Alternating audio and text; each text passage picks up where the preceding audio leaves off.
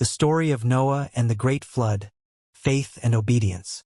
A long, long time ago, the world was a very different place. People had stopped listening to God. They were mean, unkind, and full of violence. God's beautiful creation was being destroyed by human sin. But there was one man who still loved and obeyed God. His name was Noah. God looked at Noah and saw that he was faithful. So God told Noah, "Noah, I am going to send a great flood to clean the earth. But I want to save you, your family, and 2 of every kind of animal." God gave Noah very special instructions to build a big boat called an ark. It would be huge, longer than a football field and tall like a house. Even though people laughed at him, Noah trusted God. And he began building. Noah worked for years and years. He and his sons, Shem, Ham, and Japheth, chopped wood, hammered nails, and built the ark just the way God said. It had 3 decks, a roof, and 1 big door. All around them, people kept laughing. "Why build a boat in the middle of dry land?" they teased. But Noah didn't stop. He knew God's plan was always right.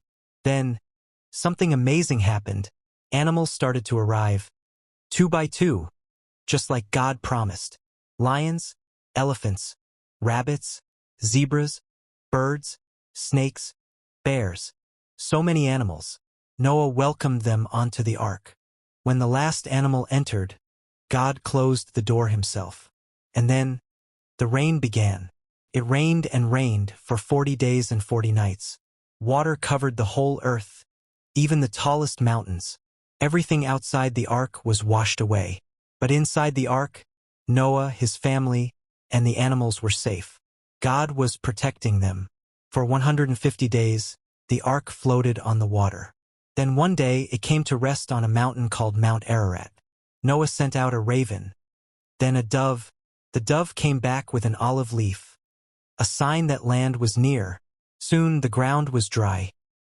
God told Noah, "Come out of the ark, you and every living thing." Noah stepped onto dry land, knelt down, and thanked God.